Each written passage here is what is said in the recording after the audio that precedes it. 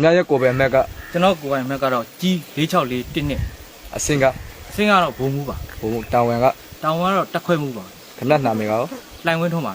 ခဏဘေးတဲရင်ကလေကျွန်တော်ခမ353ကြီးမြန်တဲရင်ပါခမဒီအဖမ်းမခံရတဲ့အရှင်တီပေါ့နော်ကျော်တို့စီမှာအဖမ်းမခံရတဲ့အရှင်တီပေါ့ဒီဘူးတော်မျိုးနဲ့ဒီဘူးတော်မျိုးပန်းဝန်းကျင်တွေမှာဘယ်နေရာတွေမှာတာဝန်ထမ်းဆောင်ခဲ့တာတွေရှိလဲကျွန်တော်ဒီဘူးတော်မျိုးပတ်ဝန်းကျင်မှာလမ်းမဖုံးကြောင်းပြီးကျွန်တော်ဂုံးသားကြီးပါဂုံးသားကြီးကတဝိုက်မှာလုံခြုံရေးတာဝန်ထမ်းဆောင်ပါတယ်နောက်ပြီးတော့မှကျွန်တော်ဒီအချင်းဦးစီးရှိရဖုံးကြောင်းကုန်းမှာဒါကျွန်တော်လုံခြုံရေးတာဝန်ထမ်းဆောင်ပါတယ်ခမဒီပန်းဝန်းကျင်မှာတာဝန်ထမ်းဆောင်ခဲ့တာဘယ်လောက်ကြာပြီလဲဒီပတ်ဝန်းကျင်မှာကျွန်တော်တာဝန်ထမ်းဆောင်တာ1လခွဲလောက်တော့ရှိပါပြီဒါဆိုရင်ဒီမှာခမမြင်တဲ့အတိုင်းပေါ့နော်ဒီမိလောက်ထားတဲ့မိတိတ်ထားတဲ့ဟိုအရှင်တွေပေါ့နော်ဒီအရှင်တွေနဲ့ပတ်သက်ပြီးတော့ခမဒီပန်းဝန်းကျင်မှာတာဝန်ထမ်းဆောင်ခဲ့တဲ့ဟိုအရာရှိတယောက်အနေနဲ့ဟိုဘယ်လိုညွှန်ကြားချက်တွေပေးပြီးတော့ဘယ်လိုအမိနဲ့ဒီလိုဆောင်ရွက်ခဲ့တာတွေရှိလဲဘယ်လိုဆောင်ရွက်ခဲ့တာတွေရှိလဲကျွန်တော်ဒီမှာမျိုးရင်းတာဝန်မျိုးရင်းမှာလုံခြုံရေးတာဝန်ထမ်းဆောင်ရမယ်ဆိုတဲ့အချိန်မှာကျွန်တော်တို့ဘူးကြီးတော်ခြေချပေါ့ဘူးကြီးတော်အခြေချပြီးတော့မူဘူးကြီးတင်မိုးအောင်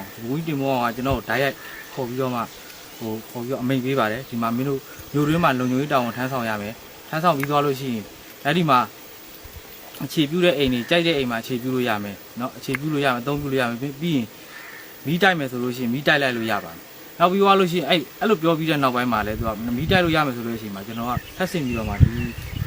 ကျွန်တော်တို့ဒီမှာတင်တန်းနေပေးထားတဲ့ဒီကလားတွေနဲ့ပေါ့ကလားတွေနဲ့ရခိုင်အိမ်တွေကိုမီးတိုက်တာတွေပါတယ်အဲ့ဒါတွေဆောင်ရွက်ဖို့စီစဉ်ညွှန်ကြားပြီးအမိန့်ပေးလာတာရှိတာအဲ့ပြီးတော့မှကျွန်တော်တို့ကဘာကြောင့်လဲဆိုတော့အချိန်မှာဒီကောင်ကဒီရခိုင်အိမ်တွေကိုသူက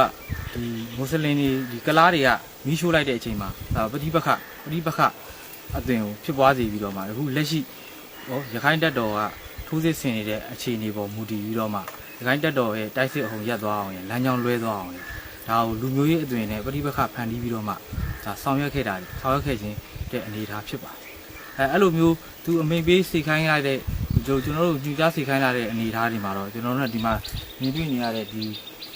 ကျွန်တော်တို့မှတင်တန်းတက်ခဲ့တဲ့ဒီကလားတွေနဲ့ကျွန်တော်ထက်ဆင့်အမိန်ကိုတော့တင်ကြပါဒီနေရာပေါ့ဒီနေရာကနေပြီးတော့မှကျွန်တော်တို့စတင်ပြီးတော့ဆောင်ရွက်ခဲ့တဲ့အနေအထားရှိဒီနေရာကဘယ်နေရာလဲဒီကတော့ကျွန်တော်တို့အမှတ်4ရပ်ကွက်ပေါ့လမ်းတောက်တနေရာပေါ့အမှတ်4ရပ်ကွက်လမ်းတောက်တနေရာနေပြီးတော့မှဒီကလားတွေနဲ့စတင်ဆောင်ရွက်ခဲ့တာရှိတယ်အခုအဲ့လိုဆောင်ရွက်တဲ့အချိန်မှာပတ်ဝန်းကျင်မှာရှိတဲ့ကလားတွေကနေပြီးတော့မှရောက်လာပြီးတော့မှသူတို့ကဒီဘက်မှာပစ္စည်းတွေလူယူပစ္စည်းတွေရခိုင်လူမျိုးတွေရဲ့အိမ်တွေကပစ္စည်းတွေယူတာတွေရှိတယ်ပစ္စည်းတွေယူသွားရတယ်သူတို့ယူသွားပြီးတော့မှပြီးရင်နောက်ပြီးအဲ့ကလားတွေကပြီးအဲ့ထပ်ပြီးတော့မှမီးရှို့ဖျက်ဆီးသွားတာတွေထပ်ပြီးတော့မှကျွန်တော်တို့ကြုံရတာအဲ့ဒီမှာဖြစ်ခဲ့ပါတယ်လက်ရှိဒီမှာတော့၄ရက်ကွက်ကျွန်တော်တို့လမ်းစုံတော့တနေရာကနေပြီးတော့မှကျွန်တော်တို့ဒီမီးရှို့ဖျက်ဆီးထားတဲ့အခြေအနေဖြစ်ပါတယ်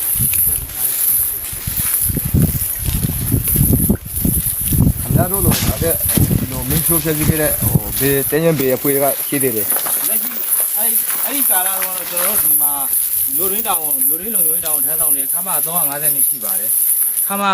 203ရှိပါတယ်ပြီးသွားလို့ရှိရင်ကျွန်တော်တို့ကွန်မန်ဒိုယူဟာကွန်မန်ဒိုအဖွဲ့ရှိပါတယ်ပြီးဘိုးကြီးခန့်လင်းတော့ဦးစီးပြီးတော့မှပြည်သူဒီကလားအဖွဲ့ကြီးပေါ့ကလားအဖွဲ့ကြီးတော့မဟုတ်ပါဘူးကလားသူတို့ဒီမှာကလားကိုတာဝန်ပေးထားတဲ့အဖွဲ့ပေါ့အဲ့အဖွဲ့တွေနဲ့သူတို့လှုပ်ရှားပြီးတော့မှခြားနေရာတွေမှာလည်းသူတို့အဲ့လိုမိတိုက်ပြီးတော့မှဆောင်ရွက်တာတွေရှိခဲ့ပါတယ်အဲ့ဒီအခြေအနေလည်းရှိခဲ့ပါတယ်လက်ရှိကတော့ကျွန်တော်ကိုမိန်ပေးစိတ်ခိုင်းချက်ရတော့ကျွန်တော်ကတော့ဒီ4ရက်ကွက်1ရက်ကွက်ရယ်ပြီးကျွန်တော်2ရက်ကွက်တနေရာရယ်အဲ့နေရာကိုတော့ကျွန်တော်ဓာတ်ရိုက်ညွှန်ကြားတဲ့ကြောက်တဲ့အဲ့ဥစ္စာကိုကျွန်တော်ဒီမှာရှိတဲ့ဒီကလားတင်တန်းပေးထားတဲ့ကလားတွေနဲ့ကျွန်တော်ကဆောင်ရွက်ခဲ့ခြင်းဖြစ်ပါတယ်ကျွန်တော်မှရှိတဲ့အင်အားကလည်းတစ်တီက1ပေါင်း6ပြီးရင်ဒီတင်တန်းပေးထားတဲ့ဒီကလားတွေကတော့ရောက်29ယောက်ပေါ့ဒါတွဲပေးထားပါတွဲပေးထားပြီးတော့မှဒီကိစ္စတွေဆောင်ရွက်ခိုင်းတာဖြစ်ပါတယ်လက်ရှိတော့ဒီတော့6ကတော့ကျွန်တော်တို့အဲ့ဒီကလားတွေရောဝင်ရှို့ပြီးတော့မှပြည့်စုံသွားတဲ့အနေအထားကိုမြင်တွေ့ရတာဖြစ်ပါတယ်ဒီရက်ကွက်ထဲမှာမြင်တွေ့ရတဲ့အနေအထားဖြစ်ပါတယ်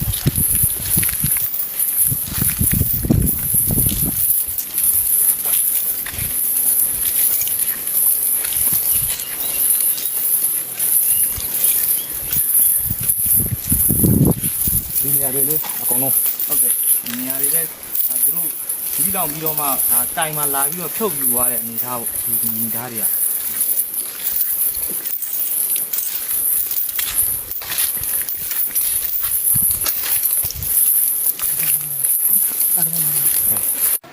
ခင်ဗျားဒီ၄ရက်ကွက်မှာ ဟုတ် ဟိုမိတ်တိတ်ဖြည့်ဆည်းခဲ့တယ်နောက်ပြီးတော့ဒီ2ရက်ကွက်မှာပေါ့နော် ဟုတ်ကဲ့ ဒီ2ရက်ကွက်မှာဒီနေရာကစားတယ်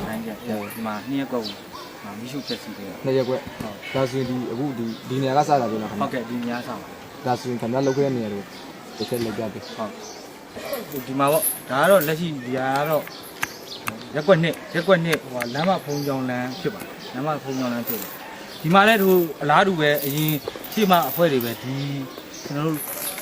ဒီစစ်ကောင်စီရဲ့ဒီလက်နက်ကိုင်ဟိုတင်နှန်းပေးထားတဲ့ကလားတွေနဲ့ဒါဒီနေရာတွေကနေပြီးတော့စတင်ပြီးတော့မှဒီမီးရှို့ခဲ့တာပေါ့ဆက်ကျွန်တော်အမေကြီးစီခိုင်းခဲ့ရဒီမှာဆက်ပြီးတော့မီးရှို့ခဲ့တာဒီမြင်တွေ့ရတဲ့ဒီအနေထားတွေဒီအနေထားတိုင်းပေါ့ဘိုးဘက်တောက်လျှောက်ပေါ့ဟိုဖုံးကြောင်နားထီတော့ရှိနေတယ်ဖုံးကြောင်နားထီတော့ရှိနေတယ်ဒါဒီမှာပြီးသွားဒီမှာလည်းဟိုကဘယ်လိုပဲမီးရှို့ဆက်စည်းကားတဲ့အချိန်မှာပဲဒီမှာရှိတဲ့ကလားဆိုမှကလားတွေရတယ်ပြီးတော့ပါလားပစ္စည်းတွေလာပြီးတော့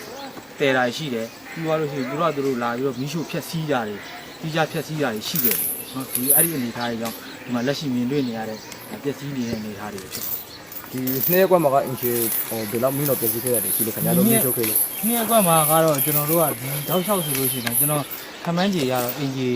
50 60ကြော်မယ်ထင်တယ်ခင်ဗျ50 60ကြော်တော့ရှိတယ်ဒီရောက်လျှောက်မှာဒါကတော့ဒါကျွန်တော် ခင်ဗျားလောက်ခဲ့တဲ့တဝိုက်ဒီစုလေးပဲဒီ ဟုတ်ကဲ့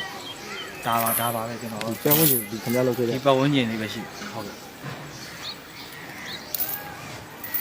ဘယ်လိုလဲ ဟုတ်ဟုတ် အတီးတို့ကဒီမှာကြံနေတဲ့မီးတော်များဟာတွေရောတို့ကတော့စိတ်ကြိုက်တို့ဆိုင်နေပါလေလာချွတ်ယူတာတွေခြားတူမုတ်စာကောက်တာတွေလည်းဆောင်းနေနေစိတ်ကြောက်ဆောင်းရတဲ့အနေအထားရှိတယ်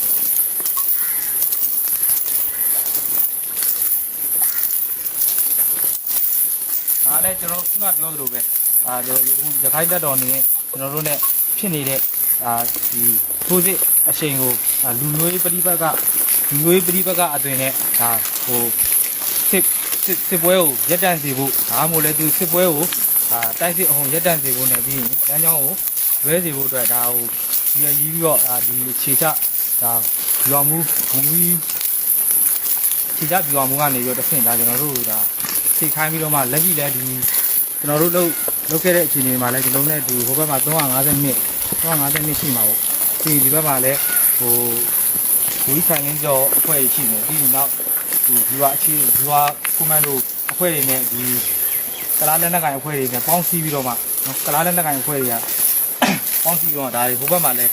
ဒါဖြက်စီးမီးရှို့ဖြက်စီးတဲ့အခြေအနေတွေလည်းရှိပါ